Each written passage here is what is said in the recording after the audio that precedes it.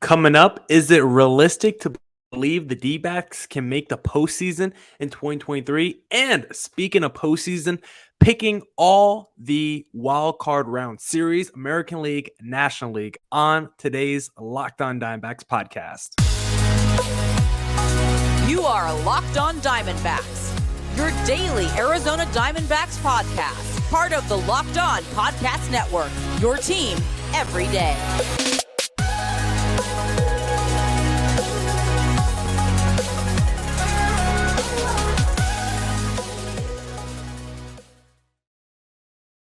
Welcome into the Locked On Diamondbacks podcast, part of the Locked On Podcast Network, your team every day. Today's episode is brought to you by BetOnline. BetOnline, as you covered this season, with more props, odds, and lines than ever before. BetOnline, where the game starts. I'm Millard Thomas, multimedia journalist and graphic designer. So please go check out my website, millardthomas24.myportfolio.com. On there, you can see all my latest work, from my packages to my articles to my photos and my graphic design. If you want to see more content by me, just follow me on Twitter at CreatorThomas24 for my personal account, or look up Locked On Diamondbacks about Twitter, Instagram for the podcast handle.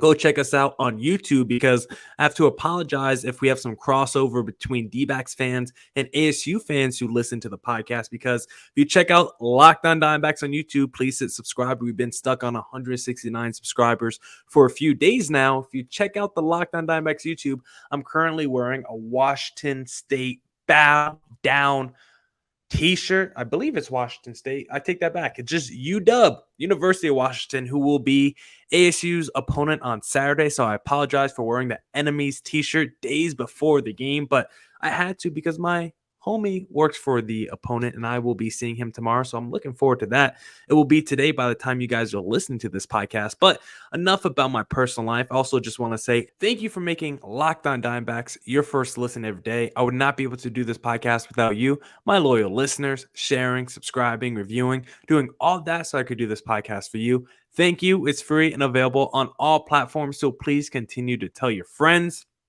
As I mentioned, I'm going to pick every wild card series, American League, National League. But before we do that, I actually want to talk about the Dbacks postseason chances in 2023 and whether we should believe that the Dbacks could make it to the playoffs in 2023, because I believe the Dbacks definitely have a chance to make the postseason next year, but some things do have to break right for them. The first thing that has to break right for them is they need a league average bullpen, right? We know how bad this Dbacks bullpen is and has been the last few years. They finished fourth worst in bullpen ERA in the National League this past season.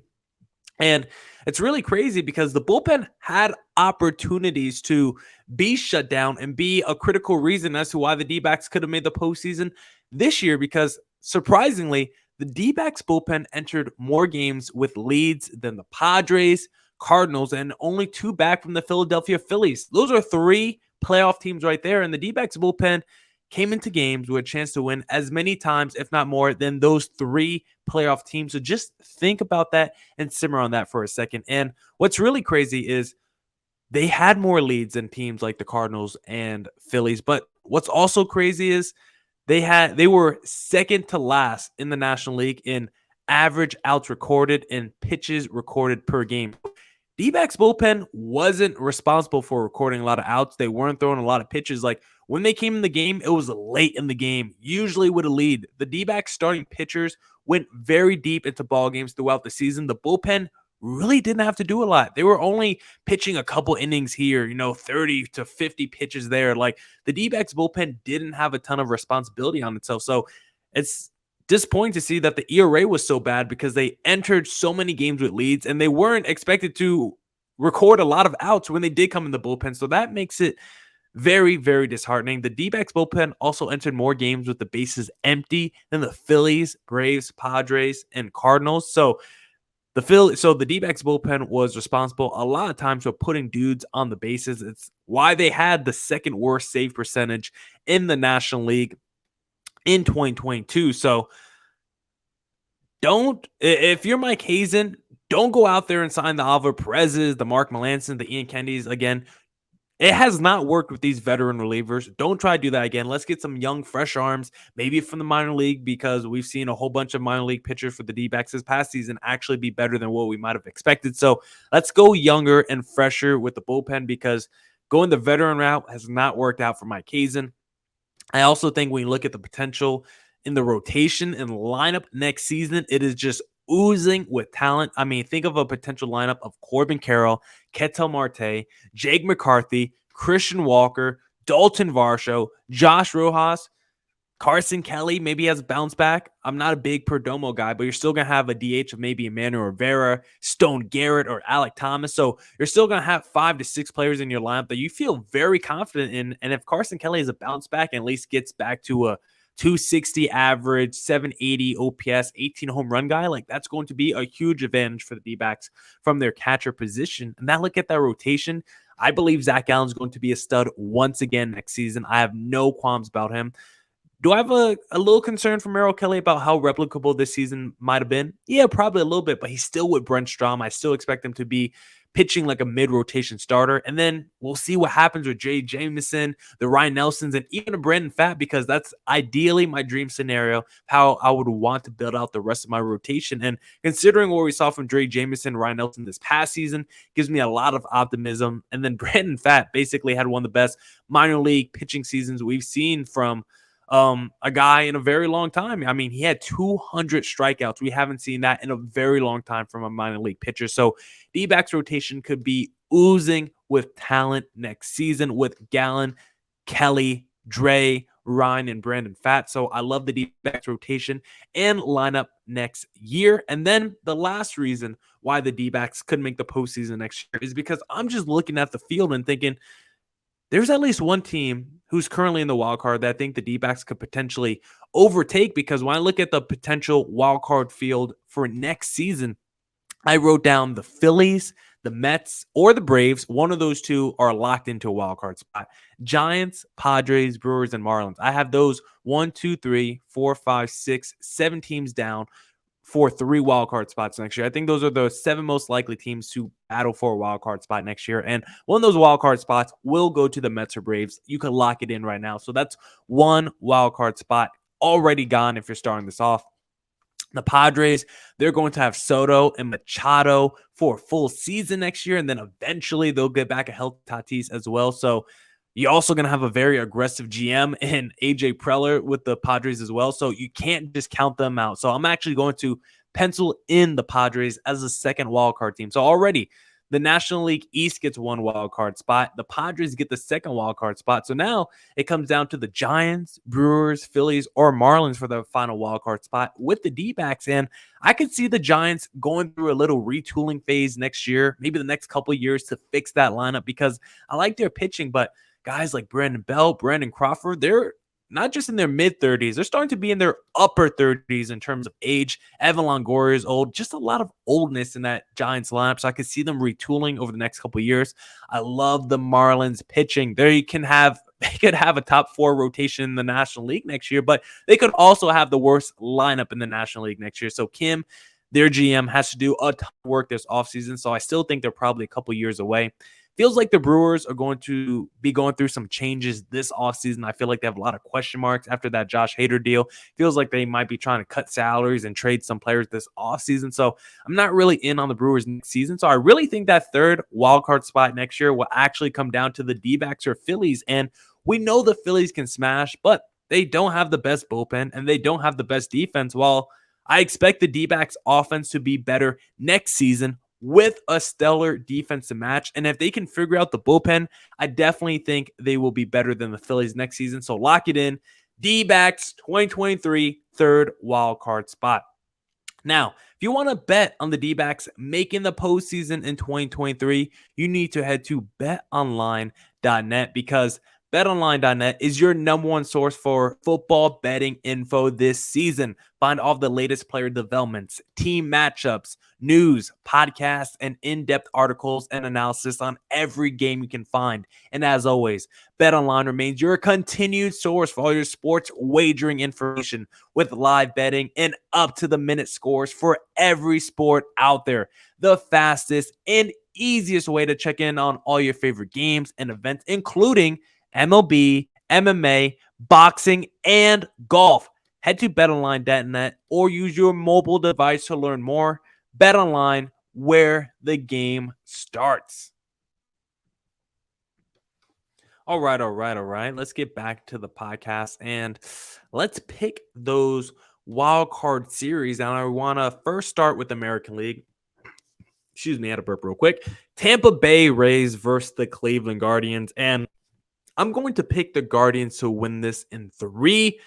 The McClanahan, the Rasmans, the Jeffrey Springs, they've all had a very good season for Tampa Bay's rotation. Like Tampa Bay's rotation, if you look at the ERA, has been very good all year, but I just don't have the same level of confidence in those guys as I do a Shane Bieber, a Tristan McKenzie, and a Cal Quantrill. Even though Cal Quantrill is not like the most exciting name, I just think Shane Bieber and Tristan McKenzie are like on another level than the Rasmans and the Jeffrey Springs and the Shane McClanahan. So when I just look at that frontline rotation for the Cleveland Guardians, I like it way better than Tampa Bay. We know Tampa Bay has an elite bullpen. They have great pitchers coming out their bullpen pretty much every season. But even though the Rays had the 5th best bullpen ERA in the American League this past year, Cleveland's was even better. 3rd best bullpen ERA in the American League this past year. So despite Tampa Bay's strength potentially being their bullpen, Cleveland's bullpen is actually even better. I think this series will probably be low scoring. Both of these teams are bottom 2 in the American League among all playoff teams in home runs. These two teams do not hit the dinger. They do not go over the fence that much. So I think whoever takes early leads could just ride that all the way to the victory. You just have a guy, you have your starter go up 2-1. You give it to your bullpen, and that might be it for whoever takes the lead in the series. And I think it'll be Cleveland taking more leads than Tampa Bay in this series, because I also think Cleveland is just better if they have to manufacture runs, if they have to do a little small ball. Cleveland's getting a lot of comparisons to the Royals team that won the World Series because Cleveland's pitching is really good, pretty good defense, and then they were 2nd in stolen bases in the American League. So they can play a little small ball, do a little bunt steal like Poppy of Highly Questionable used to like to say. So I like Cleveland a lot in this series. I think both of these teams are redundant in terms of what they do on the field. But when I look at that Rays lineup, I don't see a Jose Ramirez in it. I like Randy Arozarena, but Jose Ramirez, I think, is a true stud. You also got guys like Andres Jimenez, who's had a very good season this year. And you look at Tampa Bay, they got our guy Freight Train, right? They got David Peralta, but he has 0 home runs since being acquired by Tampa Bay. So for me, I got to go with Cleveland. The X factor for the Rays, though, if you do have to make the case and the argument for them winning the series, I think you make it and you start with Tyler Glasnow, because yes, he's coming off injury, but he's a legit difference maker. He's a legit number 1 ace starter. So if he can get back into postseason form for this series, that could be a huge game changer for Tampa Bay, but I'm still picking Cleveland to win in 3. Next series in the American League, Seattle versus Toronto, and I got a Toronto sweep here. I love this Mariners team. I love the story, but I have to ride with the talent in Toronto because the Mariners, they were middle of the pack in the American League when it comes to runs, average, and OPS. Now, they were 5th in home runs, but this Mariners offense is a lot of home run or bust, right? There's not too much contact, getting on base, moving runners over. It's a lot of get one guy on and maybe you hit a 2-run shot, maybe you get a walk, a single, and then you hit a 3-run shot. That's kind of the best case scenario a lot of times for this Mariners offense. Wow. The Blue Jays offense is basically top 3 in most offensive categories. Like they are just studs. And this offense is not even as good as they were last season, which is actually pretty scary. And the fact that they're still pretty much top 3 in every offensive category tells you how good they are. Julio Rodriguez could be the difference maker in this series, but he ended September with injury. He's back now, but he's also a rookie. He's never been in that situation, coming off injury like that. So I don't know exactly what to expect from Julio Rodriguez. Like, I just don't love it when a team's best player is a guy who's I don't love it when a team's best player is a rookie, right? Like, he's never been there before. He's never been in those situations. Yes, he could step up potentially, like we saw with Randy Arozarena in 2020 when he set the home run postseason record as a rookie, right? We've seen crazy things from rookies, but if your best player is by far and away a rookie in your lineup, like I'm just not going to have a lot of trust in you. Another reason I'm not going to have a lot of trust in you is if one of your main frontline starters is Robbie Ray. I can't trust your rotation if one of those guys is Robbie Ray. His September ERA was 4.32. He didn't look great down the stretch, and I'm very nervous for Robbie Ray entering the postseason because you look at that Blue Jays lineup, they have at least 4 dudes with an 800 OPS and 5 guys with at least 24 home runs. Julio Rodriguez is going to be doing his best to hit some of those home runs as well, but he can't be the only guy to do it, and a guy like Jesse Winker won't even be there. So I think if you were to make the case for the Mariners to win the series, I think it has to be via the long ball. Guys like Mitch Haniger, the Ty Francis, the Eugenio Suarez's, even the Carlos Santanas. Like, the Mariners have dudes that can bop. They just don't have a lot of dudes that can hit for average. So you can strike out a lot of these sluggers that the Mariners have. And then the Mariners also do have a pretty good bullpen. So you let your dudes hit a few home runs, you get 4 or 5 runs on the board, then you get it to your bullpen. Maybe that's how you win games. But for this Blue Jays team, I mean, their lineup is nasty. Bobish hit over 400 in the month of September. George Springer notoriously has been a very good playoff performer throughout his career. Then again, I look at that frontline rotation, like a lot of these wild card series. I'm like, I just need to look at who's the first 2 dudes you're throwing out there to start game 1 and game 2, because you can easily just sweep a series. You just have your 2 frontline starters perform to what you expect them to do. You win the first 2 games and the series is over. So look at the Blue Jays, their first 2 starters, their frontline starters that they're going to be throwing out. Alek Manoah, who's going to be a top 3 Cy Young candidate, and then Kevin Gausman, who will probably get some votes as well. He's an ace as well. Like, I love that frontline rotation for the Blue Jays. I like Luis Castillo a lot too, but if Robbie Ray's going to game 2, I just don't have a lot of trust there. So I'm definitely picking the Blue Jays to take down the Seattle Mariners in their wild card series.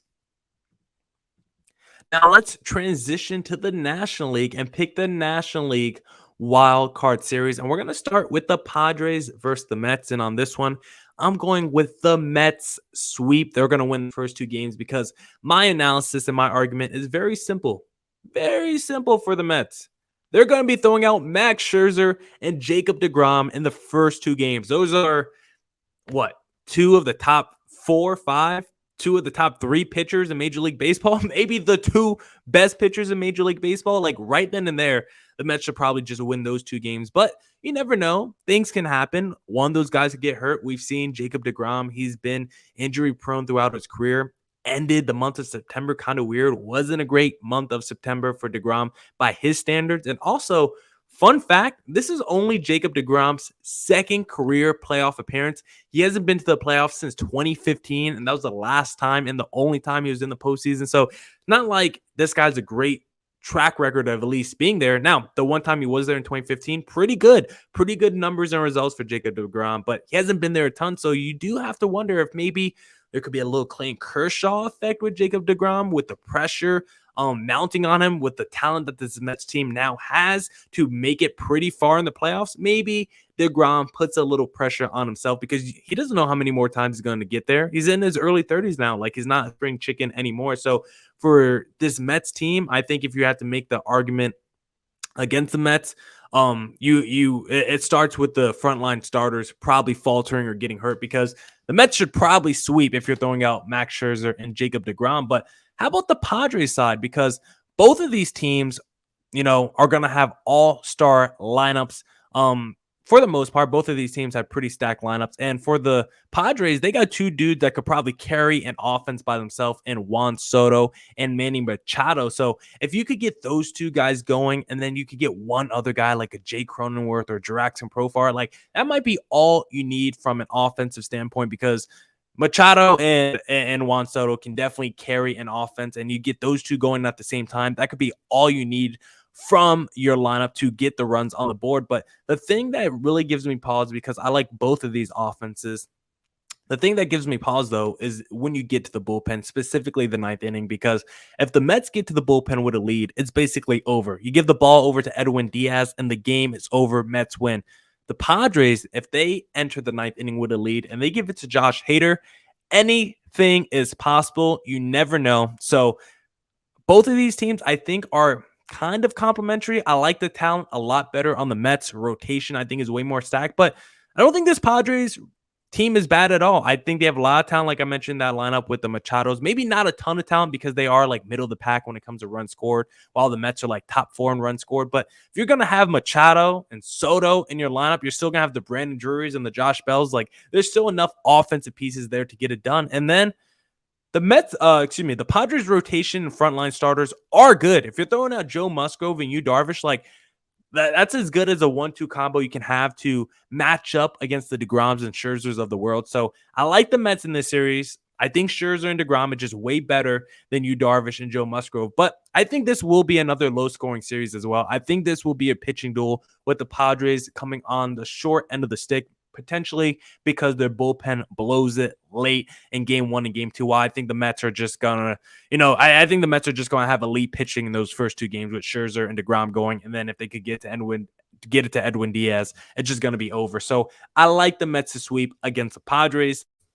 Then the final series we're gonna pick, Phillies versus St. Louis, and I got the Cardinals in 3 because we have to ride with our guy Goldie, right? We have to ride with Paul Goldschmidt, and the Cards are also the better team here, right? The Phillies are going to come in and they're going to try and outslug the Cards. We all think of this Phillies team as a juggernaut offense, right? We all know about the Bryce Harpers and the Kyle Schwarbers, the Castellanos, the Rhys Hoskins, all these dudes that can just mash home runs and are just sluggers in the middle of your lineup. But the crazy thing is, the Cardinals offense is probably better than the Phillies offense because the Cardinals offense was directly behind the Phillies in home runs in the National League and right ahead of them in runs scored and OPS. So the fact that the Phillies offense is considered this juggernaut, we don't even consider the Cardinals offense that, even though their offense is actually better than the Phillies offense statistically. And then you look at the pitching, it's not close.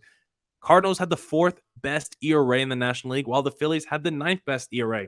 Cards are going to have 2 top 3 MVP candidates in Paul Goldschmidt, who's going to win it most likely, and Nolan Arenado, who's going to finish like 2nd, 3rd in MVP voting. Plus, Albert Pujols, he's been on another level since going back to St. Louis. I think he still has a few more moments left in his career. I think he's going to do some big things in this wild card series. He'll probably have at least 1 home run in this series because I'm just going to leave it at that. So we'll see what happens from Albert Pujols and what he can do because, it's going to be the final ride for him. Yadier Molina, those older veterans can maybe revitalize himself and re-energize himself going to the postseason because for them, it's like Michael Jordan, that documentary, right? It's the last dance for those guys. So I think St. Louis is just going to be putting it all on the line throughout the postseason. So it's going to be very fun to watch. But if you had to make the case for the Phillies to win this, I think it has to start with the frontline rotation once again of the Phillies. That's been kind of the overall theme of picking these wild card series. And look at the Phillies frontline rotation. I think it's very likely and probably going to happen that Zach Wheeler and Aaron Nola are just going to be better than Miles Mikolas and Adam Wainwright in these first 2 games. That's why I said Cardinals in 3 because I think the Cardinals will win one of those games, probably the Miles Mikolas game, and then lose the Adam Wainwright game because, let's face it, Adam Wainwright is 40 years old, and it's very possible that this Phillies offense or Bryce Harper and the Kyle Schwarbers just tee off Adam Wainwright. But that doesn't mean I don't like this Cardinals team in game 3 at least, and I also don't think the Phillies team have the bullpen arms to compete with the Cardinals arms in the pen as well. So overall, you look at the better offense, better bullpen. I'm going with the Cardinals, even though the Phillies probably have the 2 better frontline starters. There were just more green flags than red flags for me. Cardinals versus Phillies. So I'm going with the Cardinals to take down the Phillies in their wild card series. Now, that's it for this edition of the Locked on Diamondbacks podcast. Thank you to everyone who tuned into the Locked on Diamondbacks podcast. Go back and catch up on any pods you might have missed this week. We had Sully Baseball on the podcast earlier this week. We handed out Dbacks team awards midweek as well. So go catch up on any of those pods you might have missed. Thank you for making Locked on Diamondbacks your first listen every day. Go make your second listen of the day, Locked on MLB with my pal Sully Baseball. Come back next week for more Diamondbacks news coverage and insight. And as always, stay safe, stay healthy. Deuces.